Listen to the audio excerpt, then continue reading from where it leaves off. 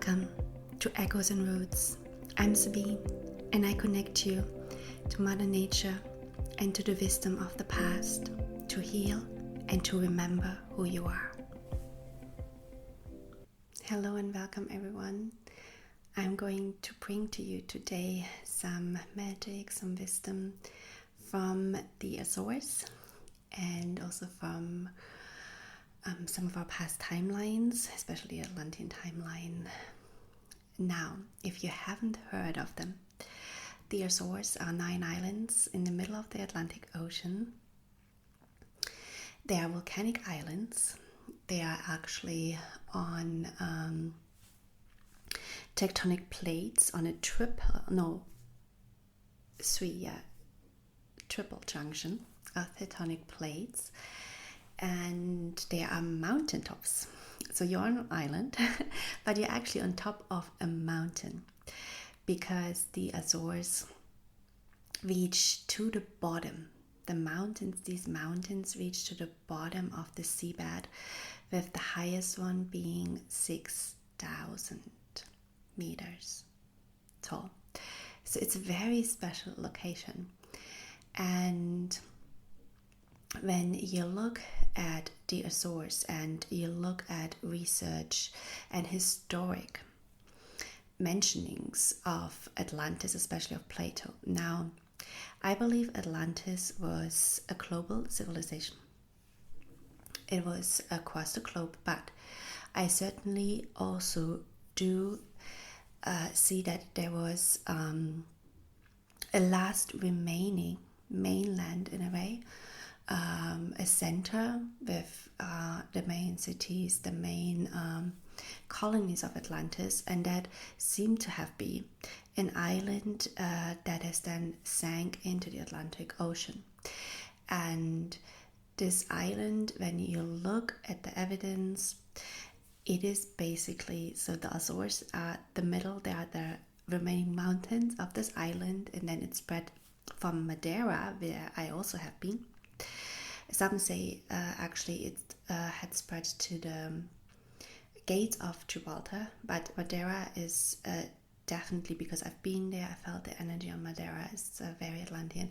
And then to Bermuda on the other side. And interestingly, I have a friend from Bermuda, and she just told me that there are many people from the Azores, Portuguese from the Azores, who now live in Bermuda, and that's quite random, fascinating, but it must be the energy that attracts them there. Now, the Azores presumably were first settled by the Portuguese in the 1400s. Though on the islands, megalithic structures and ruts and caves have been found, and some of the carbon dating taken.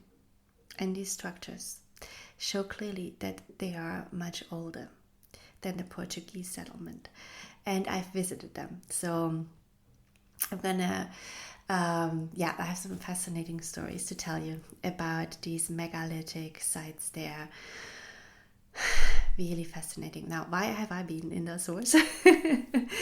The thing is, all the places I travel to, it's really a soul calling. My soul calls me to the place, and then I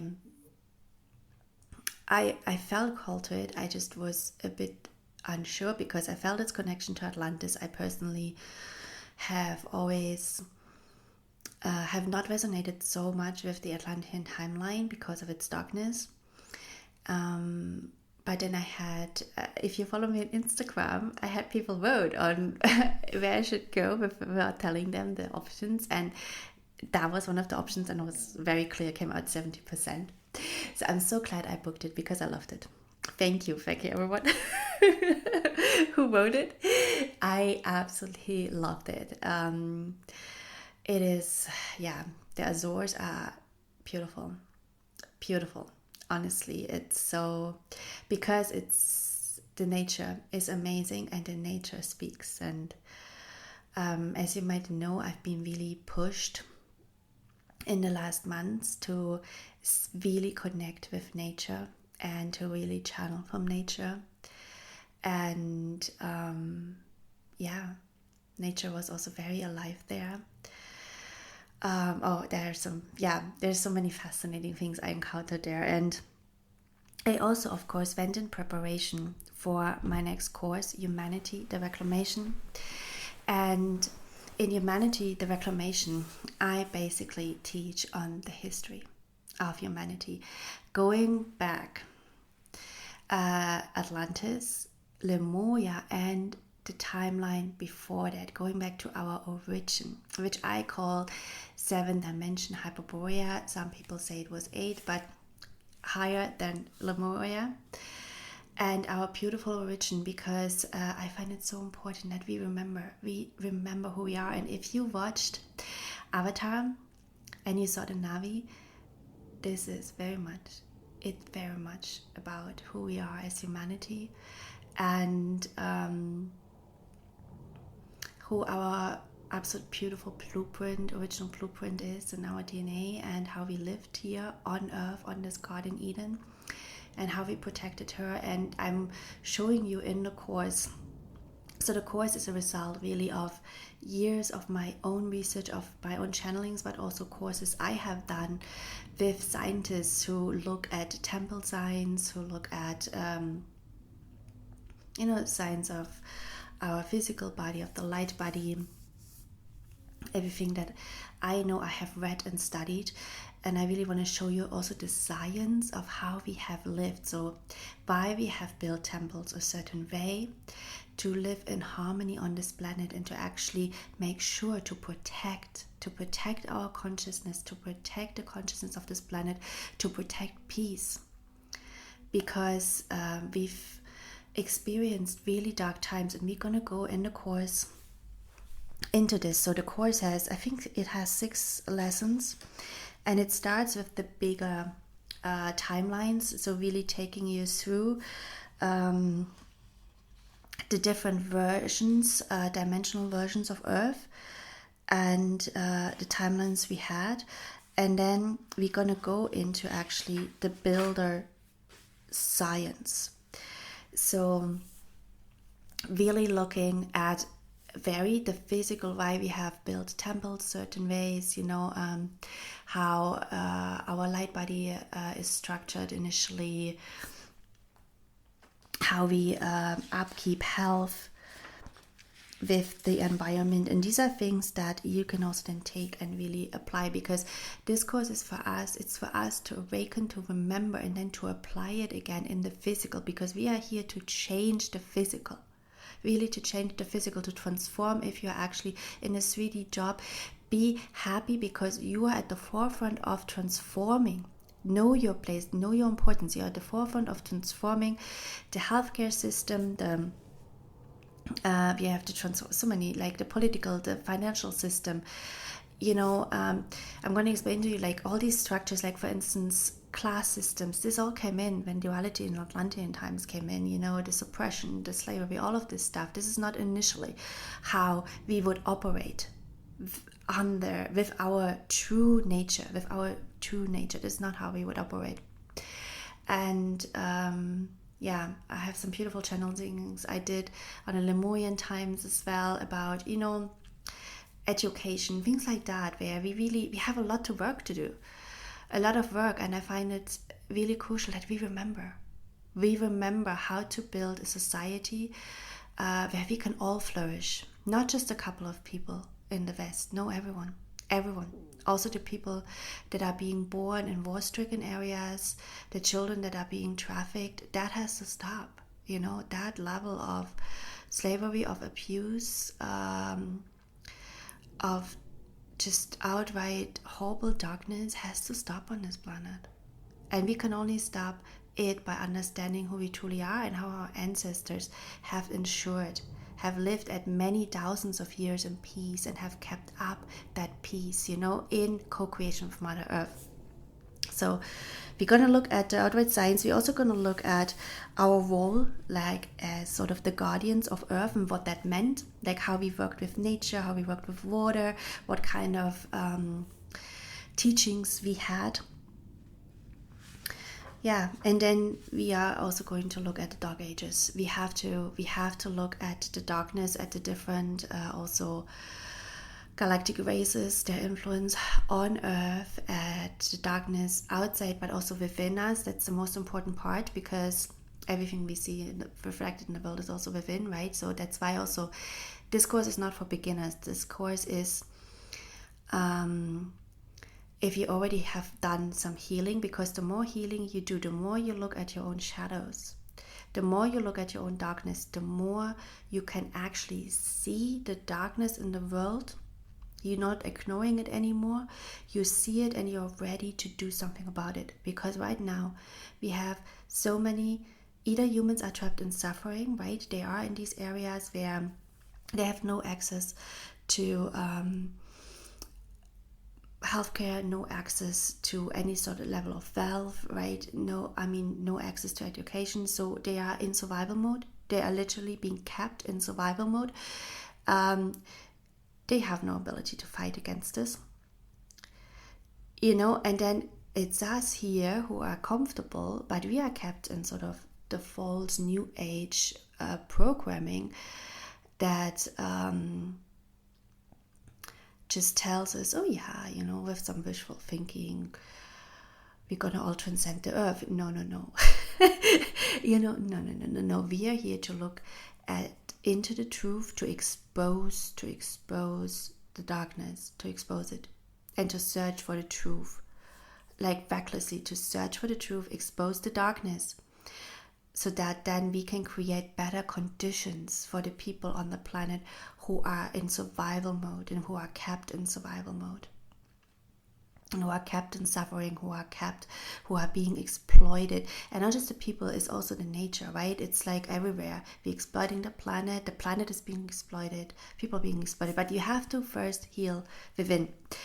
So there is also one session in the course where I'm gonna detail like all the different healing topics you can look at, starting off from mind control to different types of abuse, to the illusions around the matrix, soul fragmentation, light body alterations like implants, ancestral healing, things, cloning, all kind of things. So we're going to go into a lot of topics there for you to be able to really address it more, heal your soul fragmentation, to come back into oneness, because that is when you come back into oneness with your soul, that is actually where you're the most powerful, and you can really see through the truth, and you can use your energy and your power to make change in the physical. So yeah, where was it? So of course I went in preparation to the Azores. Obviously my soul sent me there because to channel with nature, to really because that is how we did in the past as well. We talked to nature, we talked to Mother Earth. She has all the answers, and our ancestors actually left us. They left information for us. Especially I also visited some standing stones and a really cool stone circle in Portugal mainland. And the Celts that built those, they left so much information for us there. And when we start to learn to tap back into this, not just visit it, make a picture, post it on Instagram and go, no, but actually sit, engage with nature, listen, then we can tap back into so many memories and really remember who we are, remember how we lived, remember how our ancestors did it. So that was like the nature, like channeling with nature in preparation.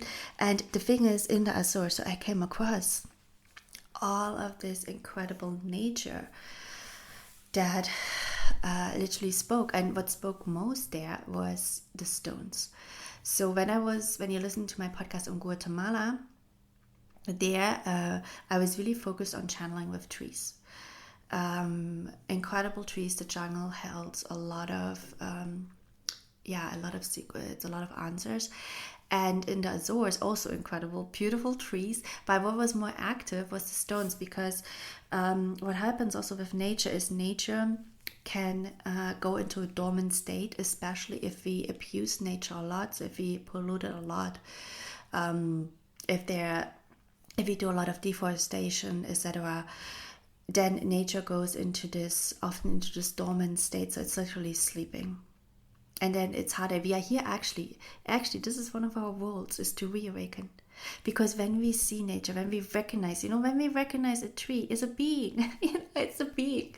It's a beautiful sentiment, a beautiful soul, and who's so much wisdom. And when we recognize it, it's, it can awaken again too, like the soul in it awakens. The same with stones. And because you have to consider in the source. So what I do definitely trust is that the Portuguese, when they came, for a long time, nobody had been on the islands.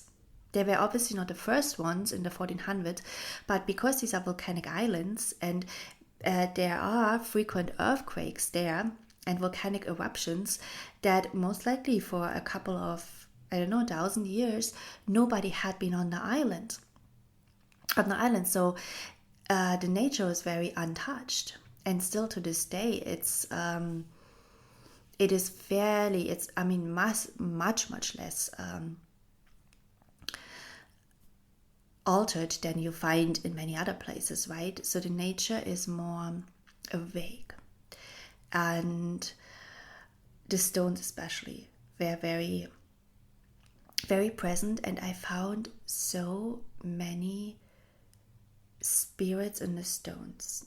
And you can see it there. This is incredible. You can see the faces in the stones. And the big question comes here in, and I posted this on my Instagram as a question, like, do you think this is like spirits? Do you think these are carvings? Because you can clearly see there are faces in the stones there.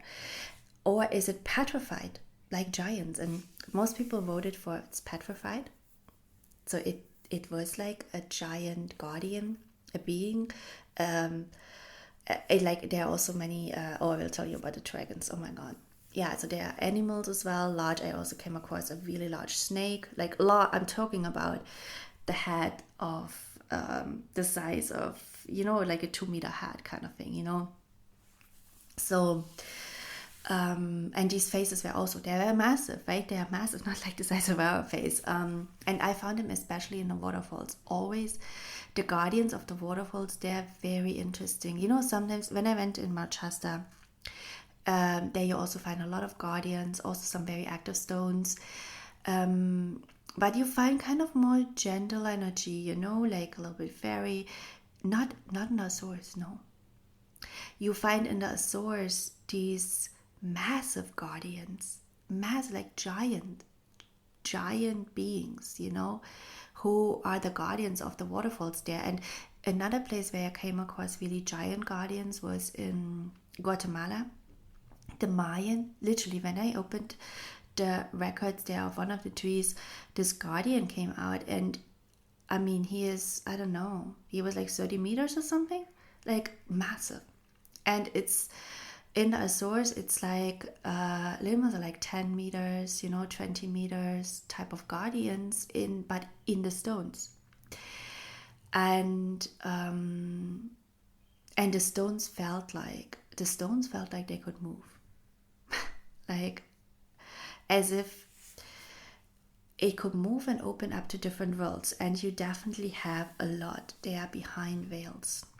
You have these crater lakes, and you need, obviously, when you go to those shores, you go there for hiking. The nature is incredible. You can go on these hour-long hikes, and be careful which maps you follow, because there's the official maps. And then there is the hikers, right, who put like their maps on Komoot and All Trails and whatever. And I followed one of these maps. Me ending up literally, I'm in the middle of nowhere. There is no reception here. This path is overgrown. I'm like, this is not really a path. But of course, there's these various adventurous people out there, right, who just go anywhere. I'm like, oh, this is not good. So I returned to find a more proper hiking path. But yeah, so do a bit of research when you go there hiking. You know what paths you follow. But the hiking is, you go there for hiking, right? I mean, that's what you go there for. You go there for the outdoors. You're not going to go for, I don't know, sitting. The food is amazing too. I was just thinking, sitting around restaurants. Yes, the food is amazing. The food is really good. But you know, you're not just gonna go to sit around or hang on the beach or something like that. No, that's not the Azores. The Azores is like, I'm going outdoors. You know, I'm seeing these amazing waterfalls. I'm gonna go hiking for a couple of hours. Of course, there's these hot springs. I mean, it's the hot springs in the jungle. Like, honestly, like, check out my on Instagram. I saved all of the places I went to in the story, like the top thing, you know, where you can save your stories. I mean, you sit in a hot spring in the middle of the jungle, and you're just like, this is like heaven, you know. I'm feeling like a mermaid. I'm mermaiding out here, you know, like. So yeah, and you do this after you hiked a couple of hours, right? So you're ready. You're ready because there's constantly rain and then dryness, so you're ready to sit in a hot spring because you've been wet a couple of times a day. So the weather is a bit unpredictable, but either way, you're there for the nature. So what did I actually want to say? Yeah, I wanted to tell you about the crater lakes. That's what I'm saying, hiking. So you come up, you find these crater lakes where the volcano, which is a deity. These volcanoes are deities.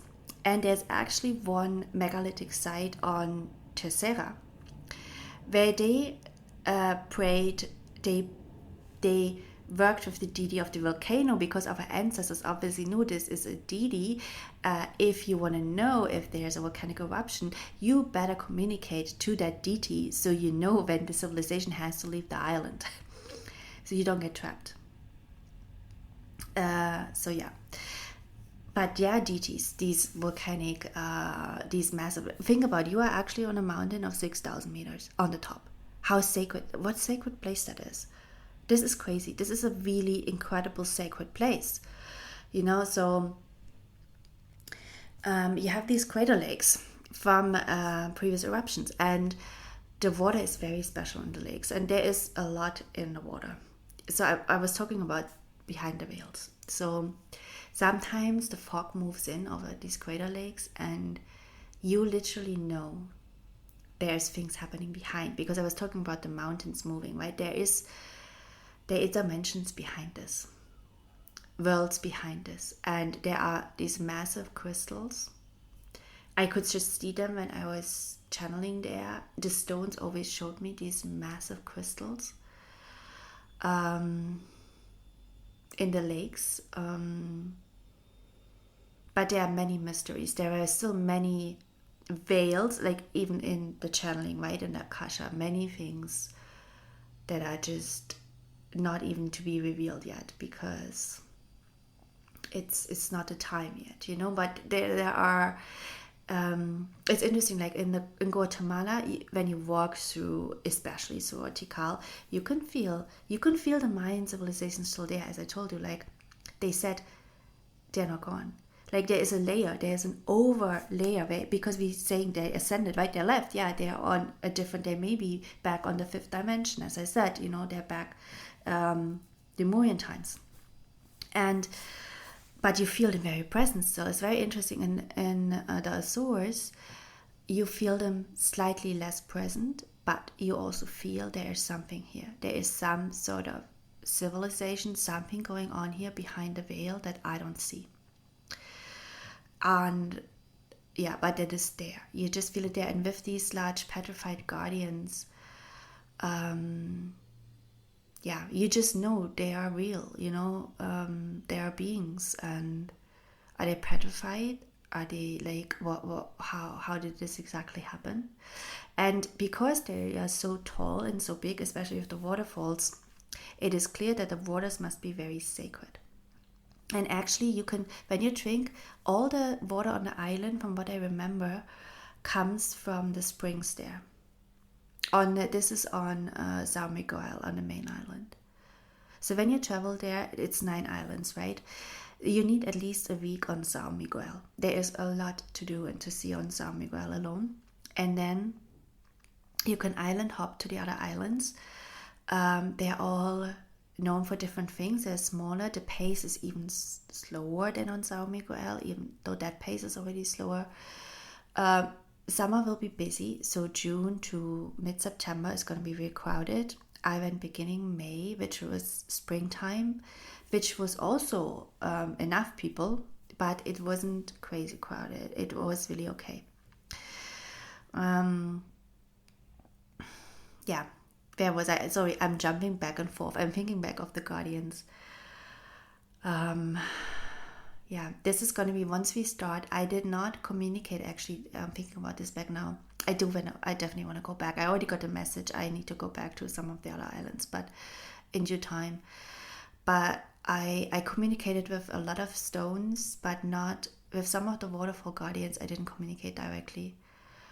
But there are some sacred waters. And we know this. All our waters on this planet used to be drinkable. All our waters used to be just really the organic fabric of source. And actually that's another big role of us. It's this protection of water and working with water, like the work that Veda Austin does, that many people do that follow her. It's really guiding us. It's really important work. And the work people do speaking with whales and dolphins. I also have to talk about the dolphins and Azores, okay? But I tell you, there's so much. But the work, like that people do, that work with the oceans, the work with the mammals in the oceans, the fish, etc. It is really, really important, because we have the tools. As I said, we are here to protect Mother Earth. We are her guardians. We have within us, within our inner knowing, we have the knowledge, we have the tools. It can be simple. Use your voice, your blessings, take water, bless it, speak over it, really say, I connect this water back to the organic fabric of source, say for the waters in your body as well, because you are made of water, right? I transmute any kind of eye machinery. I transmute any kind of curses, any kind of implants in my body. I return to the organic living light structure of source. We have a lot of, especially our voice has so much power. And that's why I'm saying, we are powerful. And us connecting back to nature is so important, and connecting back to like the soil, the trees, the water, the animal kingdom, starting communicating with the animals, communicating with rocks. You can communicate with any rock. We can bring any rock back alive. The rocks in our backyard. Same with the animals, in a sense, we can start to communicate with them. So it's like, it's everyday work, it's not like something where you have to go places, or no, it's everyday work you can do. And so the waters, exactly. So there's something about the sacredness also of the waters there, similar that in the Yucatan Peninsula, right? I also saw there is massive crystals in the Yucatan Peninsula. There are also very sacred waters. At Lemurian times, our waters, they are all drinkable and all sacred. So that's the last timeline. Again, it is something really important to understand, actually. And this is something most channels agree on. Lemuria is on the 5th dimension. And Atlantis, now this is my personal opinion, Atlantis is on the 3rd. Atlantis is this dimensional band. And yes, the last 10,000 years have been even darker than Atlantean times, but all the destruction started in Atlantean times. Like, when you look at Egypt, you already had, ancient Egypt wasn't as, it wasn't this kind of fairy tale land we make it out to be. You already had a class system. I'm talking Atlantean Egypt, because Egypt, most of the structures are much older than they say. We are talking here about class system. We are talking about slavery. We are talking about dark magic. We are talking about all this sacred knowledge about how to fully connect your consciousness, how to fully connect your light body, being held just among the ruling class of the pharaohs and the priests and priestesses, and the normal population no longer having access to that knowledge. That's ancient Egypt. So, yeah. So if we really want to go back to Earth's, to humanity's origin in terms of living in peace, having everybody on this planet having full access to their divine blueprint, to their original DNA, we are talking really Lemurian timelines.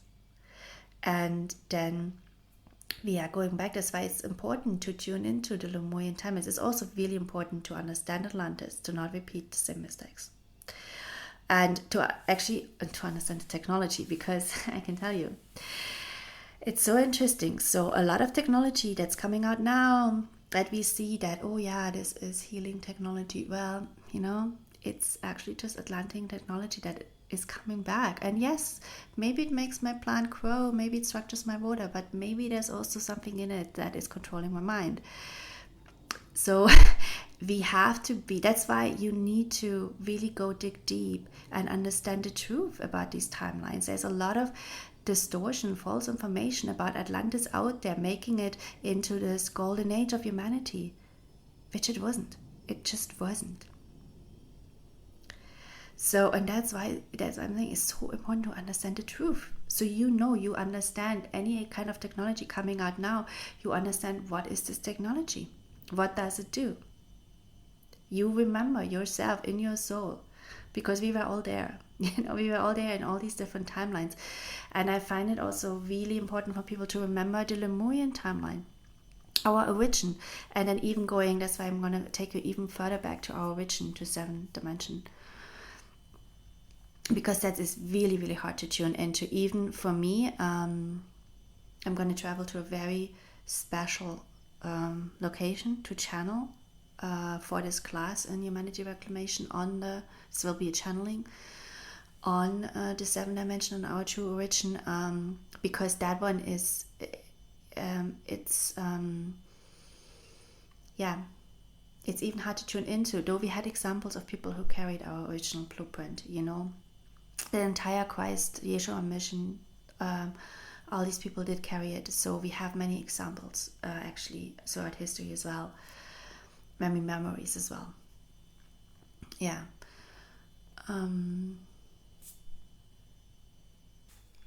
So exactly what I want to tell you now. So I've been talking about the little dark side during Atlantis, right? But it wasn't all dark, and that was actually the massive, the kind of beauty I experienced in the Azores, because the Azores are obviously, as I told you, they're connected to the Atlantean timeline. So any sort of megalithic structure you will find in the Azores most likely are either from still Atlantean time or from our Atlantean ancestors that survived and kind of saved themselves on the top of these mountains when the mainland Atlantis sank. And the interesting thing is the type of megalithic structures that I came across there, and I had a private tour. So to see the megalithic structures, you have to go to another island. So on Sao Miguel, you can speak a lot of the stones. There are some incredible trees as well. Like literally every big tree we have on the planet also grows in that climate there. So they have like sequoias, they have coastal redwoods, they have really giant trees from Japan. They have like trees from around the world. It's very, very cool. Very cool. You can feel all these trees, and as I said, you can see go to the waterfalls. The waterfalls are so special. Try and bathe in them. Go to the hot springs. As I said, you can see a lot of stones. You can communicate a lot of stones. See a lot of stone guardians in the waterfalls. Pay attention to the stone guardians. But then if you want to see, there are megalithic structures on Sao Miguel, but obviously the government doesn't want anyone to see them and find them and research into them, because it doesn't fit into the narrative that the Portuguese are the first on the island. So, and because Sao Miguel is the most touristy island, they will not open up any of the sites they found on Sao Miguel. So you have to go to another island. You have to go to Terceira and Pico to see megalithic structures. And on Terceira, I'm going to put it in the show notes. You need to get a private tour because these are on private land. So I went with Yuka from Azores Expeditions, and there's literally only three people on the island who research into these structures because, again, the government does not allow any archaeologists really on site. They do not allow real research into these sites, and they are big. These, like one of the complexes, it's large. It's like 1 to 2 kilometers. I'm talking about not just 3 stones. I'm talking about a massive complex. Like, I haven't seen a massive complex like this in another place in such a way, you know.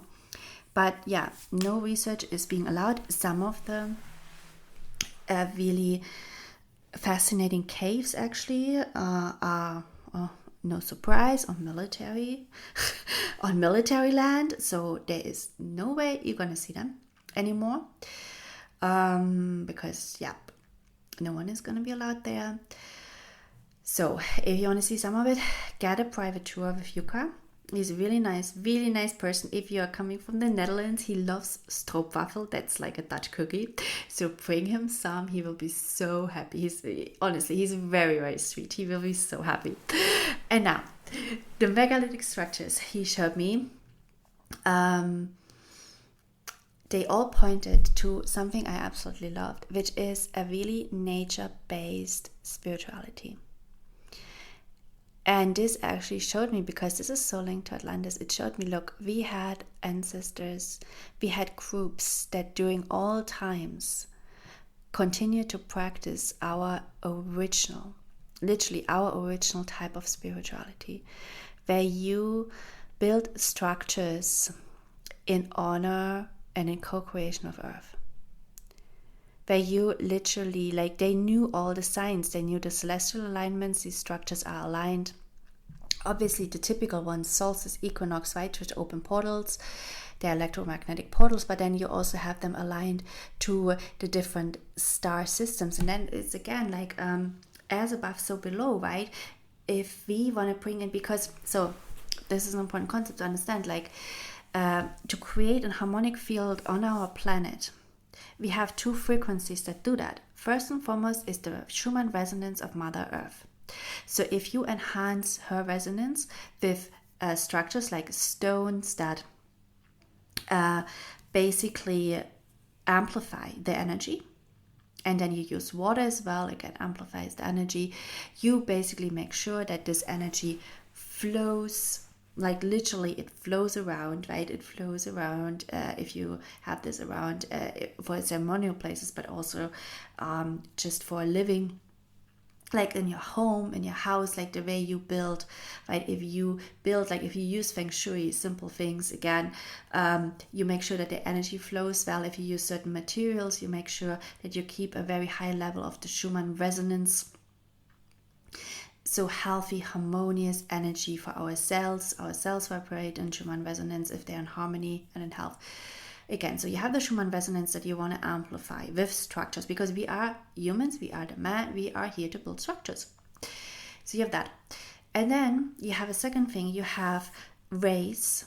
I'm talking about cosmic rays from different stargates, from different galaxies out there that are having the original codes of the divine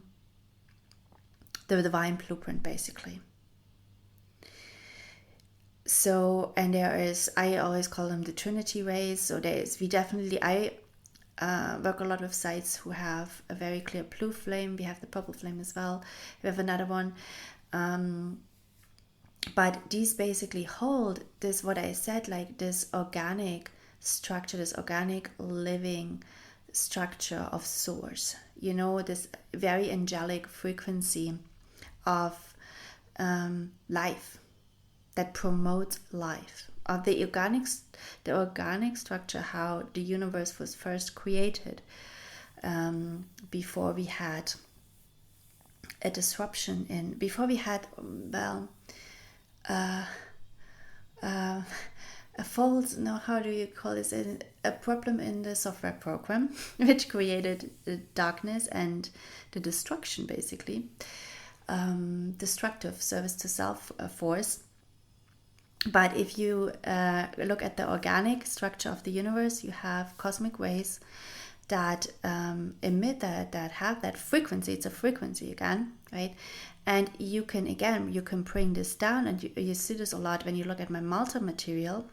You bring this down, you have sites again that the way where they are placed, the location, how they are built, they basically open a portal, bring down these rays, and then again the materials, they amplify these frequencies, and often it's because it's a frequency, it's really sound. So then when you make sound in these locations, you have this very low tune harmonic frequency of the universe. So that you find there as well. So this is our original builder science. This is very, it's kind of very advanced knowledge. But so you find these sites there that are built according to this. So you obviously know, okay, we had a civilization here who had astronomical knowledge, who had scientific knowledge, who knew a couple of things we just rediscovering here, and who also they really honored Mother Earth, because you find a lot of reference to nature in these megalithic structures. And this is again different, right, to the structures like when you look at Egypt. What do we have? A pantheon of gods. Worship. Sumeria, Mesopotamia, worshipping of gods. The same like modern Mayan. I'm saying modern because I really believe as a channel these sites were taken over in the last couple of thousand years by the Anunnakis and reptilians, and the worship was introduced. The god worship was these different gods worshipping these Anunnakis was introduced. That was not how originally the Mayans lived and how originally these sites looked like. And there's even so much evidence that the pyramids that we see now, there have been phases of altering them like up to 100 times. So how they look now is not how they maybe have looked thousands and thousands of years ago. Yeah, the last 5,000 years certainly, because also the way they are built, they are fairly newer. This is not like pre-flood. This is post-flood, what you see now, but there's older structures underneath. And I'm very sure there is not this kind of god worship underneath. So, or gods, multiple gods, right? Because there is one source. We don't need these pantheons because, we don't need deities, strange deities and aliens to be worshipped.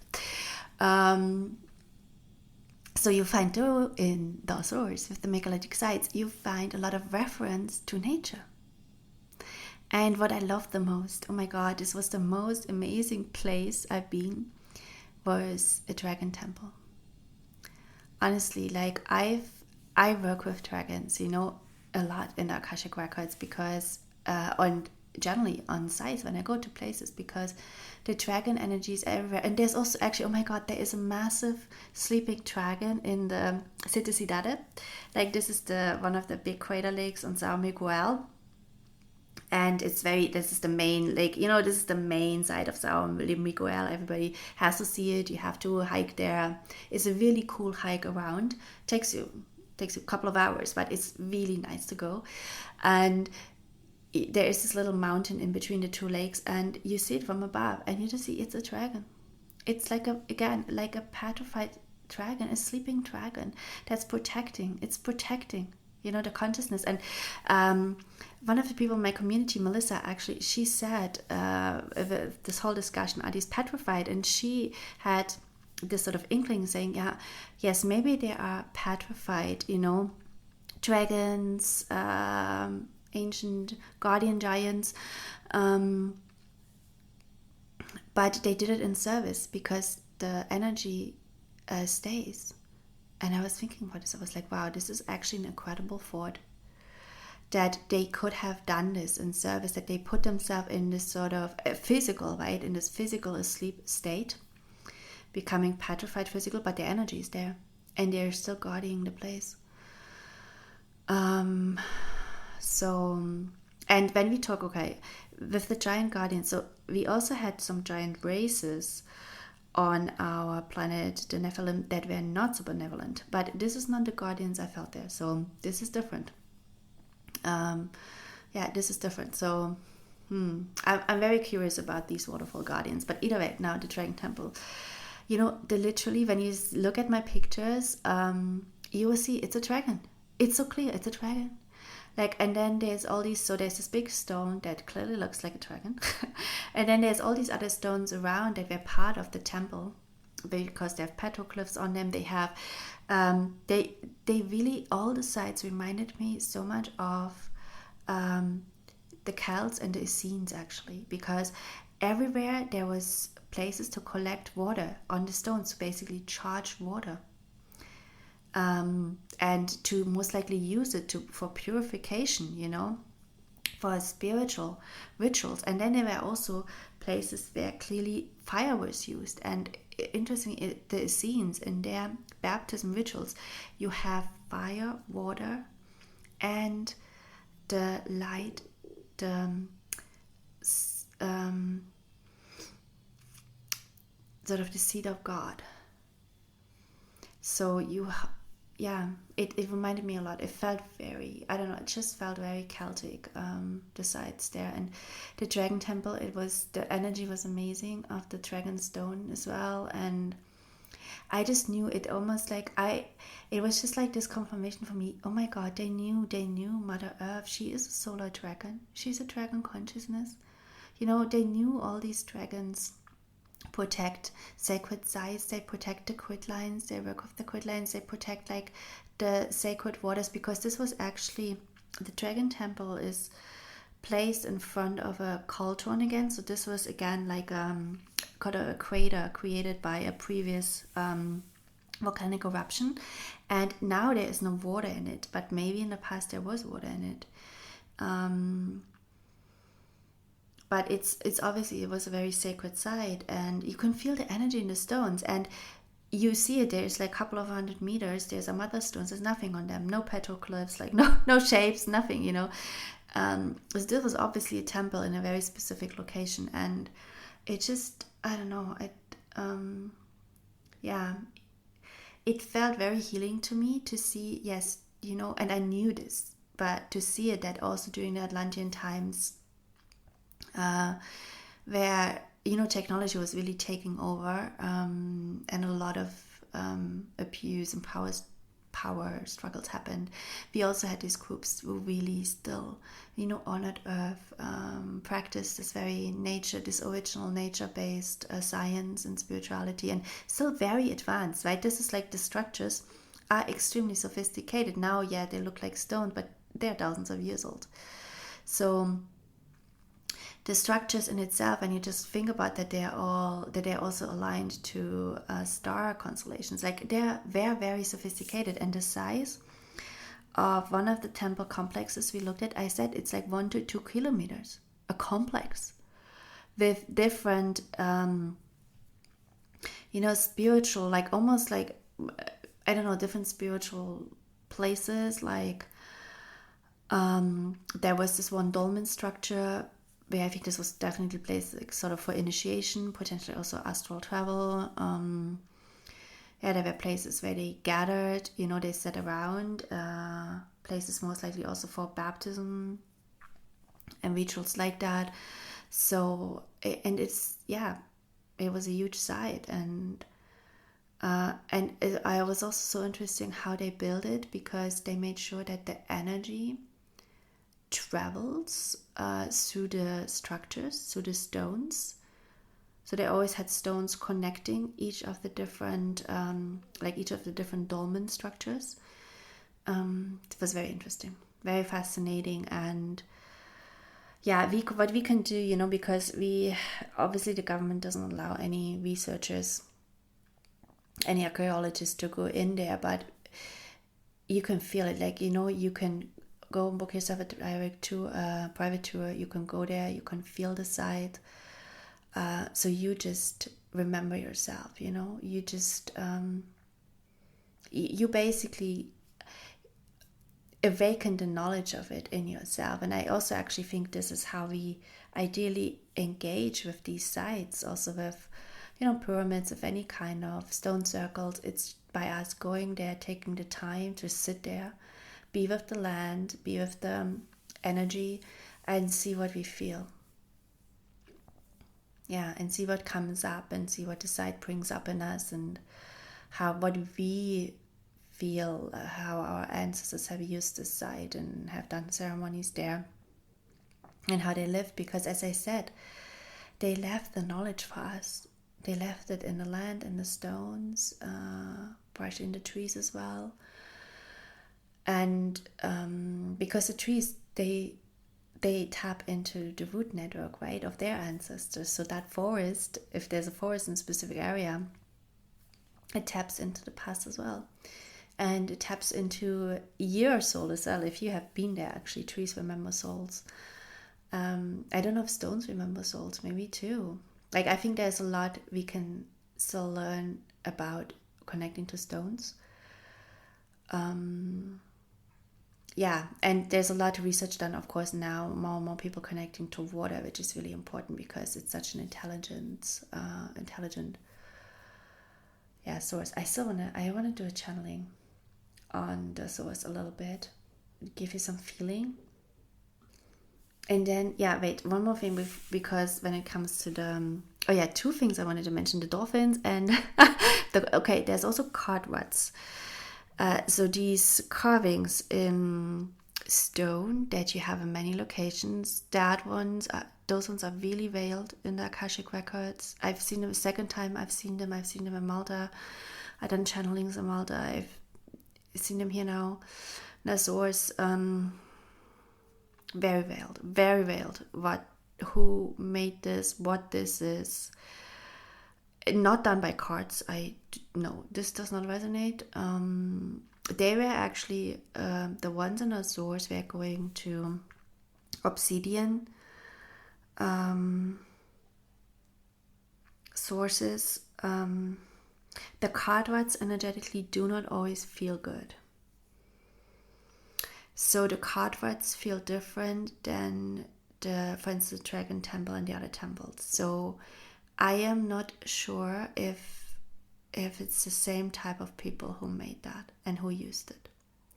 I feel there's almost, because they are going up to, in the Azores, to obsidian source, there could be actually a potential connection around mining. And they always tell me something traveled in them. I always see energy traveling in them, but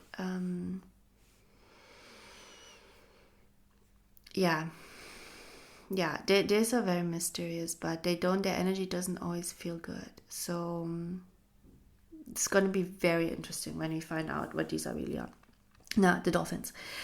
You also have a lot of whales and dolphins around the Azores, and what I can tell you is that I've been, again, you can see it in my stories, I've gone with a very small company who is actually involved in ocean research as well, and in preservation and protection of dolphins and whales, and who are really also very mindful of the animals, because you will find that there's all the tour companies go out, they kind of, I think the dolphins are sort of okayish with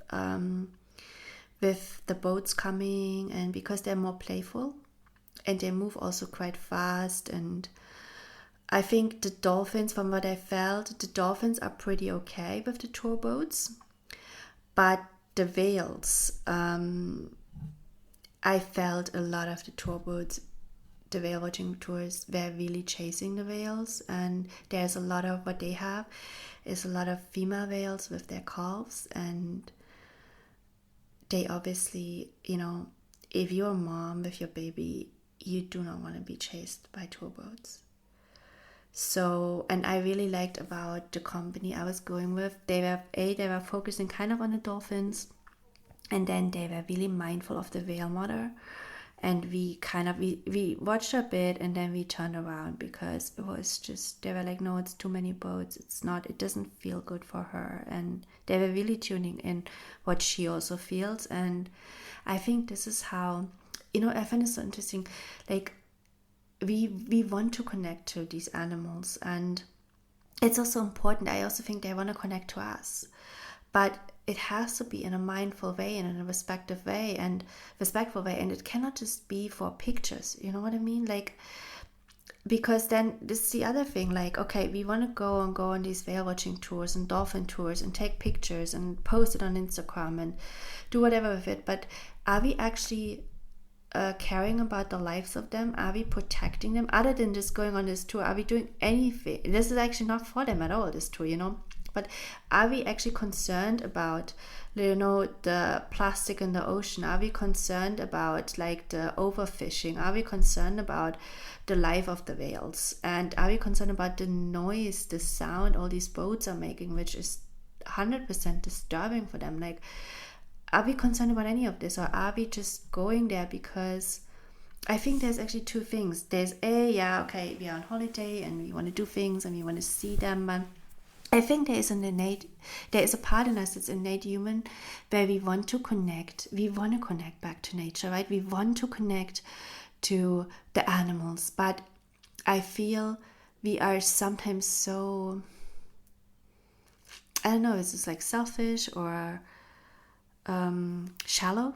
Maybe shallow. We are shallow, like, because we just do it for the holiday pictures, or just for another adventure, another entertainment. Like, we are not deep enough to actually also make the effort to really learn about these animals, to care about protecting them. So I think it is almost you can connect to them from the shore as well. You will obviously not see them, but you can just connect to them if you connect to the ocean, and I think it's really important that we learn to respect them and know when is enough. That we have more of these, like the company that I went out with, really mindful. They only had one boat, and they go only once a week out, and then maybe not thousands of tourists can go.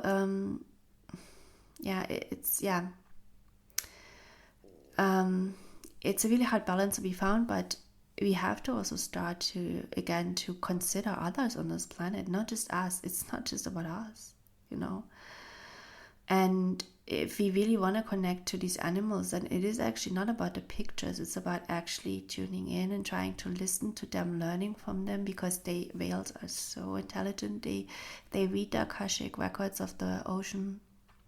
They have so many guidance answers. Whales and dolphins are our ancestors. I really believe that some of humanity, we are deeply connected. We are like brothers and sisters. Like, yeah. And so when I was out on the boat, we connect a lot with the dolphins, and I feel a bit better actually because the dolphins, as I said, they're more playful. I think they're kind of okay with the boats. We were not chasing them in any way. Dolphins are more like, like they do whatever they want. They go wherever. And I felt there's so much healing. They bring always so much healing. Like, I feel their vibration in my heart. It's like it's such an honor and a gift to be in the presence of a dolphin and a whale, of course, as well. But it's harder, right, in the presence of a whale. But with the dolphins, it's like, I really feel that vibration, it goes through your heart and it touches you deeply. And the service these animals do to us. I was also thinking about this in the dragon temple. The service these dragons do for us in protecting, we are walking around on this planet asleep, not knowing actually our role and who we are, and abusing a lot of the planet and ourselves. And there's also part in this, of course, the galactic races who are controlling here on the planet. They have a part in this, but it's also a lot of humanity. And and then these animals, they do such a service to us, still, like, the veils as well, they are protecting the energy lines in the water.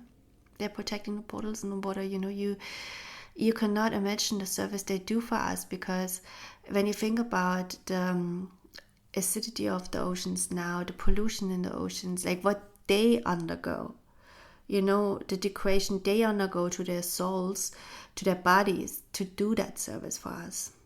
It's massive. And and to help us also now in our process, because so that was my little on the dolphins. But let's quickly, at least quickly, something from the Azores, because it's such a beautiful energy. I highly, if you can go, go there, spend time in nature, be amazed by the nature, communicate to the land, remember our beautiful ancestors who co-created with Mother Earth and honored her and built beautiful temples in her honor, like literally, because a dragon temple is in honor to Mother Earth, as she's a solar dragon, so her consciousness, it's okay,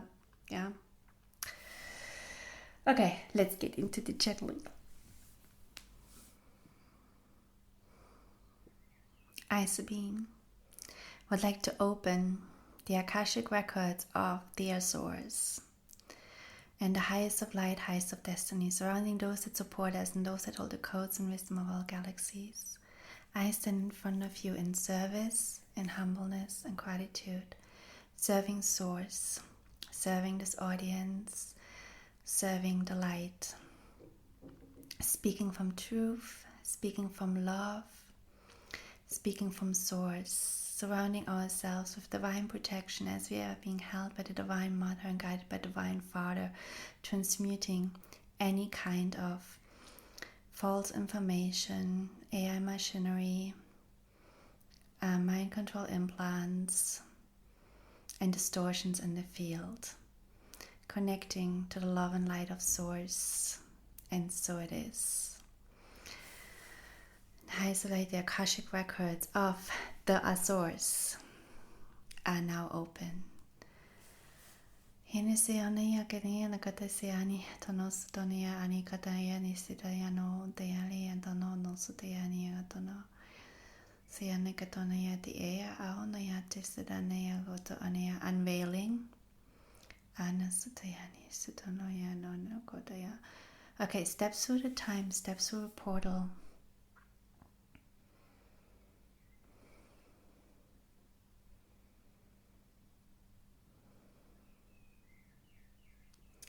Remember who we are.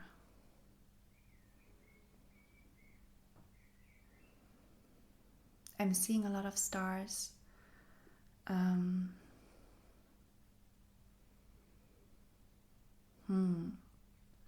seeing a massive dragons.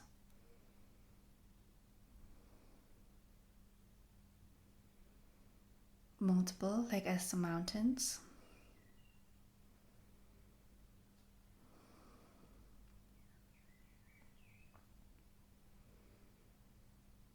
Oh yeah, I'm seeing the underwater civilizations. This is actually something I have not been telling you about that in the earlier podcast. So there are these beautiful underwater civilizations in the oceans around the Azores. And I've seen the whales now, and the whales, they are going deep down because the ocean bed is very deep. And they are staying there, but it's not just for food sources. It's like they're exchanging information with these underwater civilizations, and it's like they're kind of like mermaidy, like the civilization, but they are communicating with the whales, and it's just beautiful. It's like sonic. It's telepathic, but it's also the whale. Wow, I've never seen this. The whale has like it's one of his chakras, and it's and is pulsing and is vibrating as the whale communicates. It's like I don't know if it's like a throat or a third eye chakra of the whale, but it communicates, and it's a vibration in the water, but it's also telepathic at the same time, but the vibration, so the veil, so they're communicating about, with that underwater civilization, about other parts of the ocean. And yes, there are these openings, there are like these, it's like portals almost. They're going to inner earth. I don't know, they're going to a different layer of earth. And they're under the water. And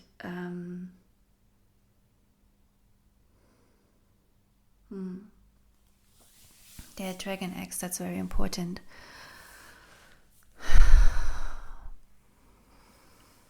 The veil communicates with relatives from very far away, from other parts in the oceans on Earth.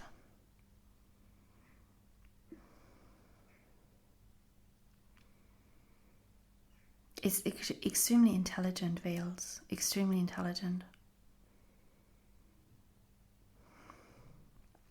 Like the consciousness is incredibly high. It's higher. It's much more conscious than us right now. But I see also, yes, the veils are speaking to many people. So if you have veils come to you in like dreams, in just communications with the ocean, talk to them. They want to talk more. They want to talk to us. They have things to tell us. It's literally saying, the veil is telling me, we have things to tell you. We have things to tell you. Like they're holding information for us.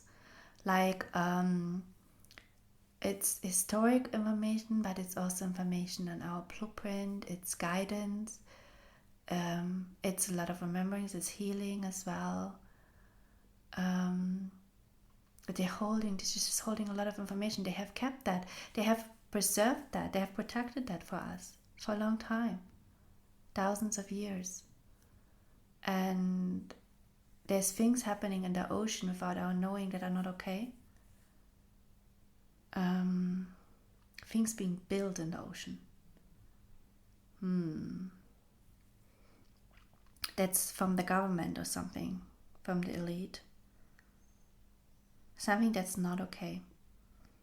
It's also to do with the it's something, they want to tell us something about the pollution of the ocean. Something really important. They want to help us to help them to clear the oceans of pollution. There is things going on behind our back that polluting the oceans and the waters, our waters.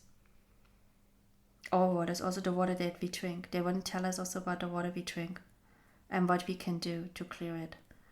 Okay, they have a lot to say. They just know what's happening on the planet. They know what's happening behind our back, what's not being told to us, right? So, and they want to talk. They really want to talk.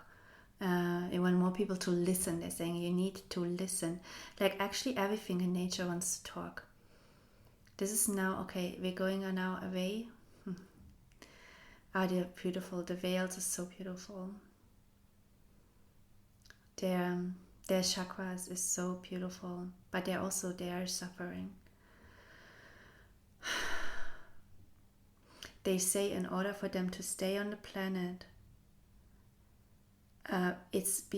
they try to hold their vibration for a long time, but they need our help to stay on the planet. They need our help to stay here. Because the vibration, because of something that's polluting the waters, the oceans, and there's something, we are here to do something about it. So we have to listen to them, need to talk to them to understand it, to do something about it, so they can stay vibrationally and continue protecting our quidlines in the ocean. They're protecting Mother Earth. Yeah. Okay, now nature. Now they're showing me the nature. Okay, the waterfalls. They're bringing me back to the waterfalls on the Azores. Very feminine energy. Sacral chakra. It's about the water. It's about the pollution in the water, how our water is being polluted.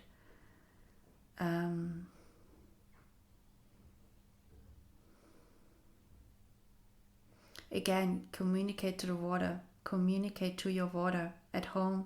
Speak of it, bless it, talk to it. More important than any technology, they're saying you are, okay, that's what they're saying. You are the technology. We, not outside of us. We are the technology, our words, our intention. They're showing me we can channel down the divine light. We have now our crown chakras have been opened much more. Many people with very open hearts, that's important, and open crown. They're saying we need to root deeper. The root is important. They're showing me many people are not rooted enough. We need to root deeper down.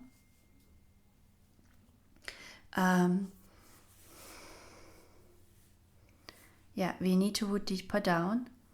But the thing is, many people have very open heart, open crown chakra now, and they're saying channel the divine, channel the divine light. It means just you connecting, not you channeling messages. You connecting to the divine light within you, like peace in your heart, peace, like this love vibration in your heart. This when you really deeply connect, you become still. You deeply just connect to the essence of life. To almost like this point of stillness in your heart, and you just feel it filled with light. You feel the divine light coming in, and you give that to your plants, you give that to the water.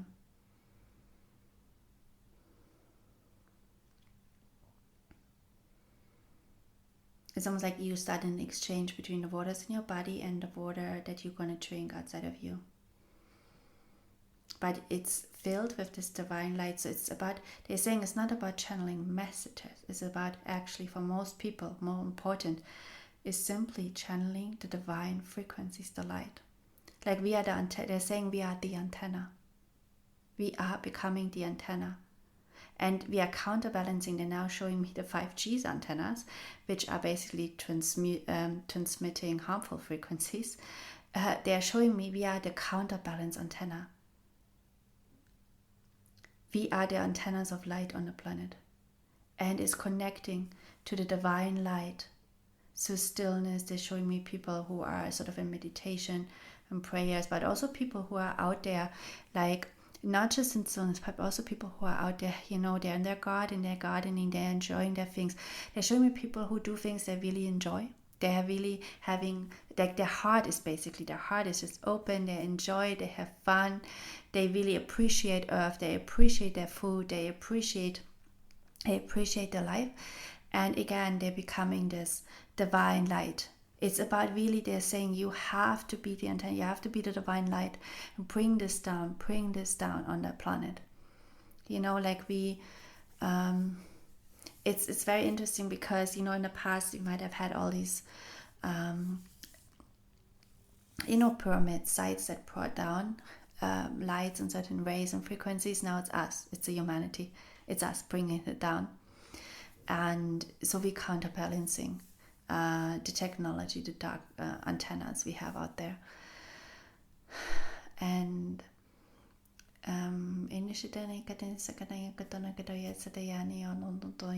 it's really important for the feminine essence to be in flow on our planet. So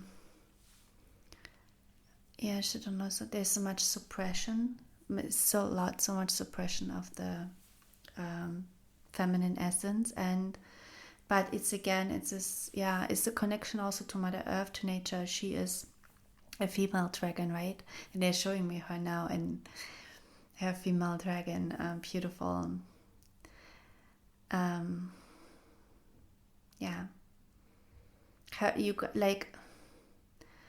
Her light body, like her light is just incredible. Like, she's the most beautiful kind of dragon I've ever saw, and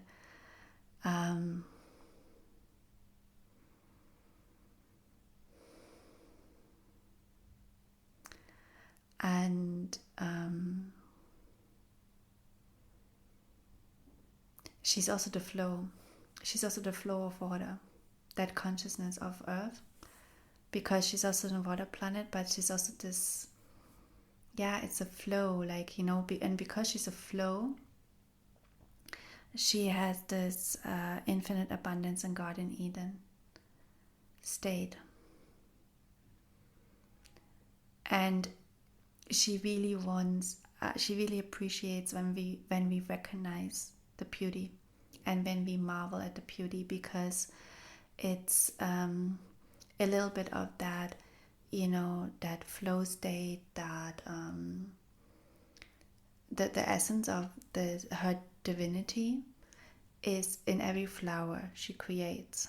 It's in every, like in every beetle, it's in everything, and every kind of plant. And when we engage with it and appreciate it, it's like it's multiplied. It's just multiplied and multiplied and multiplied. And yeah.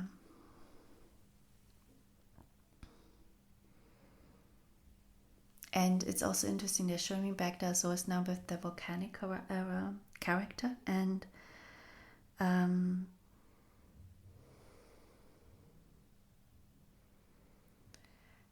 it's something about how Earth, she's also alive, right? She's alive. And how these volcanoes are very transformative vessels for her. And how we will see volcanic eruptions, we will see floods, we will see more of that, because she is right now, it's literally, she's purging. How our bodies are polluted, the Earth is polluted, it has to get out. Like, I feel her, like she's trying to throw out like this black sticky stuff, this stuff that's polluting her. It's like a black sticky thing, and she's like trying to get it out, and it does gonna get out through volcanic eruptions. So that's why it is actually volcanoes. It just, consciousness indeed is to work with. They at times need to erupt. But if we work with her, and we can be warned about these things. But she will, and she has to, because she's literally purging from the inside. It's a process she's going through. She's like, I see her like almost like a dragon that's trying to shake. So yeah, we will see more tsunamis, earthquakes, floods, as I said. It's a purging process she's in. And it seems to gonna be for some more coming, much more coming. But Miss saying shall not be afraid, because it's a natural process we've been preparing for as well. And when we live with her, when we communicate with her, we do understand these processes, and we can account for.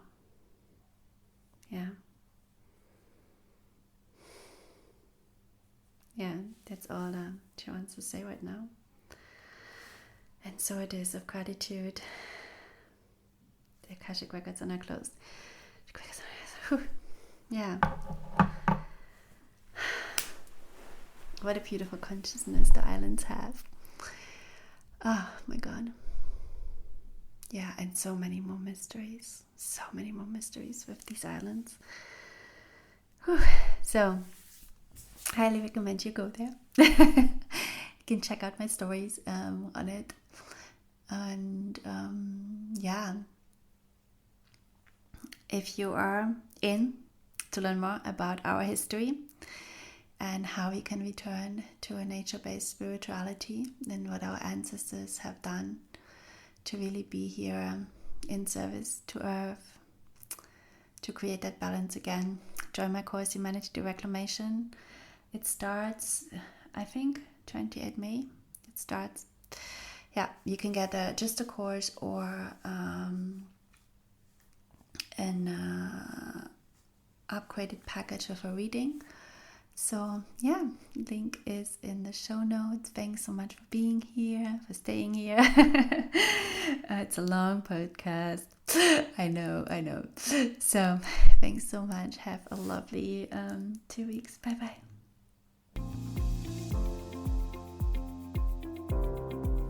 For more wisdom from the Akashic Records and my travels to sacred sites, follow me on Instagram and check out my nature and history inspired healing courses on my website echoesandroots.com.